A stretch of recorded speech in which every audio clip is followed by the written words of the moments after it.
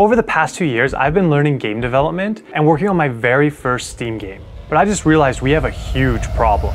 The player feels kinda weak. Abilities in combat is a core piece to developing a game. Without something that feels good, I should probably just... But we're not gonna do that. We can figure this out by looking at some of my favorite games: Cuphead, Binding of Isaac, and Hades. Now each of these games feel good, but for different reasons. Take Cuphead. You have 2 abilities each with a regular and EX attack. This is a total of 4 attacks. None of them make you feel strong, but they complement the movement of the character as you're hopping around trying to survive some crazy boss fights. Binding of Isaac is completely different. You really only have 1 ability unless you count bombs, pills, and usable items, but by strategically or luckily combining upgrades, you can create a godlike character. Finally, we have Hades, which lands right in the middle. You get to select your weapon at the start. It has its own set of abilities you can use, but you have to make split-second decisions from your dash to your attack in order to survive and escape the underworld.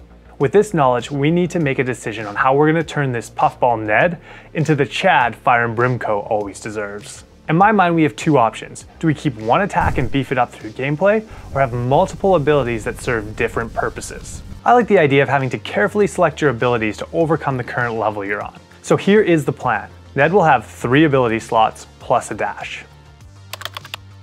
The first ability should be a basic attack. This serves the purpose of consistent damage. And to be honest, the weak fireball he currently has is perfect. It just needs a little more juice to it. So by changing the sprites, adding post-processing, some particles and impact feedback, we are starting to have a basic attack that feels pretty good. Figuring out the purpose of the next 2 abilities was a little bit more tricky. I wanted them to be different, but also serve a purpose. That's when I had an idea. What if each ability slot was locked down to a type of an attack? So the fireball would be considered a ranged attack and can only be used in ability slot 1. This means in the future when you unlock different abilities, they'd be associated with that slot.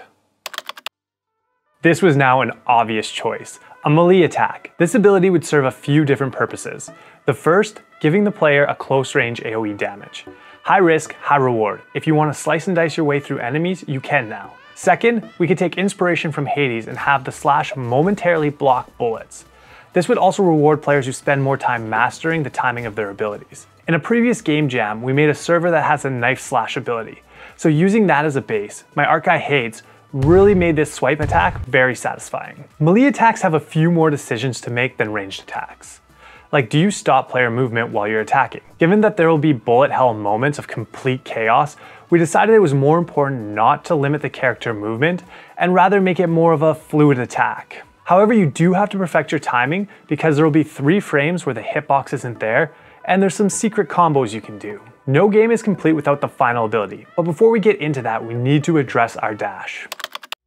A well-balanced dash is an underrated part of player movement and combat. This feel really adds to the game. When thinking of the options, there's a few choices to consider. Is it a dash or a teleport? Visually they can look the same, but functionally, with a dash a player would get hit by projectiles and stopped by obstacles. The second option is, can the player attack while dashing? We decided to take a hybrid approach.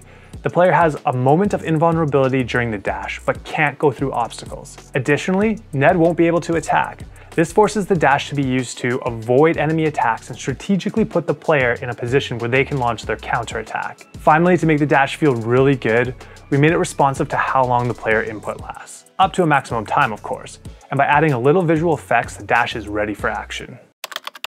It is that time for the special attack, the ultimate ability, the finisher.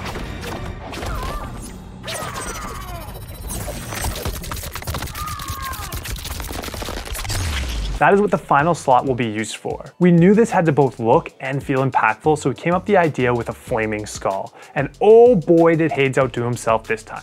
This special attack will not only strike fear, but obliterate enemies in its path. To give it more power, we increased the base bullet count and added a little bit of spread. However, there will be a longer cooldown, so the player will have to use it strategically. All that is left is create different versions of the ranged, melee, and special abilities that the player can unlock throughout the game. But that is for another time.